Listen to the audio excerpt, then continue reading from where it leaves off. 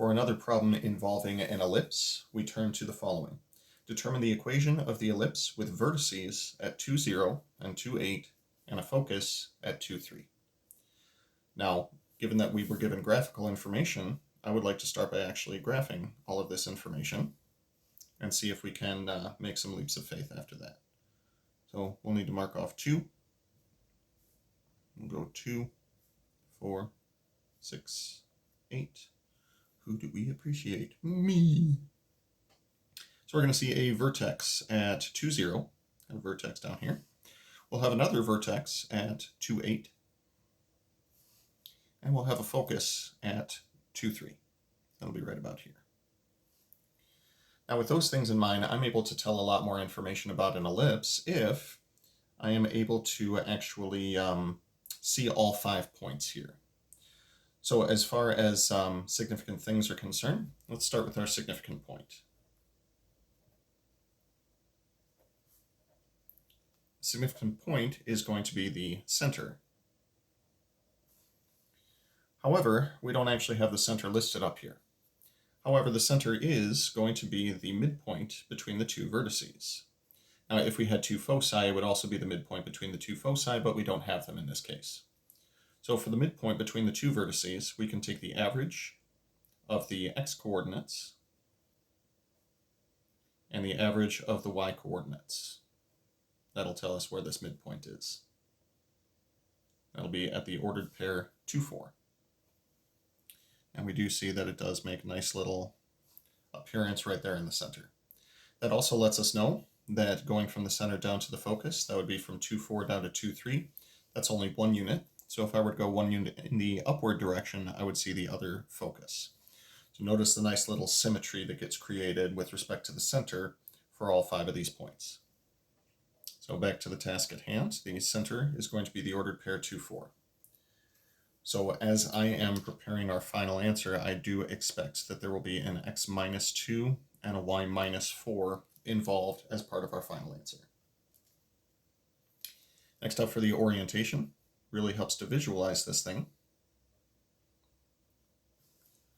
All 5 of these points lie on the same vertical line, and that is the definition of a vertical major axis. Now what that lets me know is as we are approaching our final answer, when we're creating our fractions, that means that my y variable is going to be over the a term, and the x variable is going to be over the b term. Vertical major axis means y is above a and x is above b.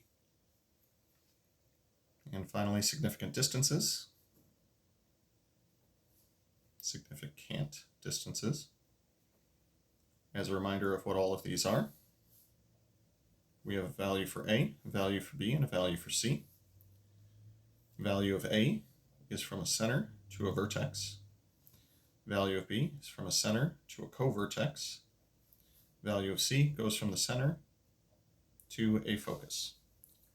2 of those pieces of information we can read directly from the graph that we have here. The distance from the center at 2, 4 down to a vertex at 2, 0 or up to the vertex at 2, 8 would involve going 4 units in the vertical direction. So A is going to be 4. The distance from a center to a focus would be the distance from 2, 4 down to 2, 3 or up to 2, 5. And in either case, that's going to involve a displacement of 1 unit. To get our value for B, we can simply use the Pythagorean Theorem as it applies to ellipses. A is always the largest quantity of these 3 for the ellipse. So we'll plug in what A is equal to, we'll plug in what C is equal to, and we'll solve for B. Now simplifying these squares, we'll get 16 is equal to B squared plus 1, which takes us to B squared is equal to 15. Taking the square root will get us our value for B. That'll be the square root of 15. Now that we have all of these pieces of information, I dare say we have enough information to do whatever we want. Now, as a quick reminder though, the thing that we were trying to do was find the equation. Now the equation will take this standard form,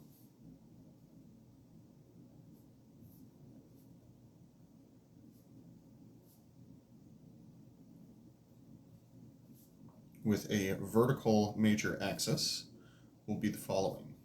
Y minus k, quantity squared, over a squared, plus x minus h, quantity squared, over b squared, is equal to 1. H and k come from the center, and I mentioned back up here that we'll see a y minus 4 and an x minus 2, or y minus 4 and x minus 2. So that's going to be y minus 4, quantity squared, over a squared. Now we calculated a squared back here. We got 16 for that. Plus x minus h, quantity squared. That'll be x minus 2, quantity squared, over b squared.